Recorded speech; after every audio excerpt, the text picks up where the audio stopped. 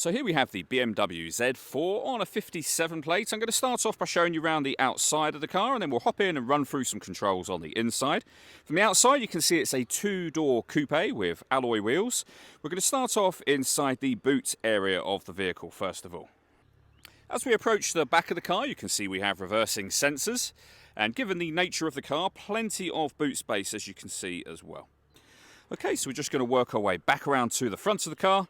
And then, as I mentioned, we'll hop in and run through some controls from there. Now that we've done a full circle of it, though, you can see it's in lovely condition and a great looking car as well.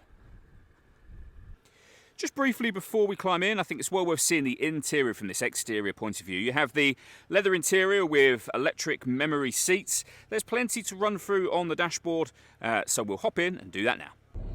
Okay, now that we're inside the car, we're going to start with the dials. Over on the right-hand side, we have the rev counter, the fuel gauge, and the coolant temperature gauges. Over on the left-hand side, the speedometer for the car. Within this speedometer, you can see the total miles there, 124,792. If we back out to the steering wheel next, we have our stereo controls available out here. And then the stereo itself can be found over in the center with the screen for the stereo directly above it. You can see on the screen we have satellite navigation available as well. Everything on the screen can be controlled down here.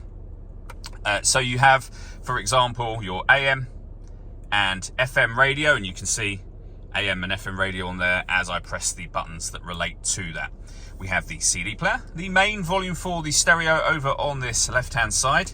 The menu button will give you the main menu, as you can see, and you can go through any of the bits of information you wish to. So, for example, your telephone, computer, GPS, all can be accessed using this dial just here. Beneath that, we then have the climate control. You can adjust the fan speed, the temperature, of course, the direction you'd like the air to be distributed in once it enters the vehicle.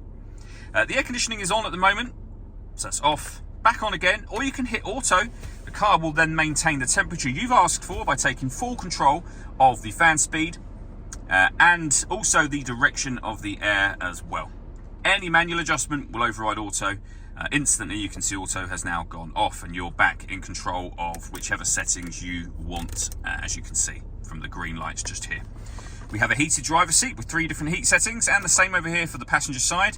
You can turn off your traction control down here and reset the tyre deflation warning system as well. We have a 12-volt charging socket or cigarette lighter and storage just there. You can put the car into sport mode from on here as well. And as you can see, we have a 6-speed manual gearbox. All that leaves me to say is thank you for taking the time to watch this video. If you'd love to come and see this fantastic car in person and have a test drive, please feel free to give us a call here at West Horsley Motors.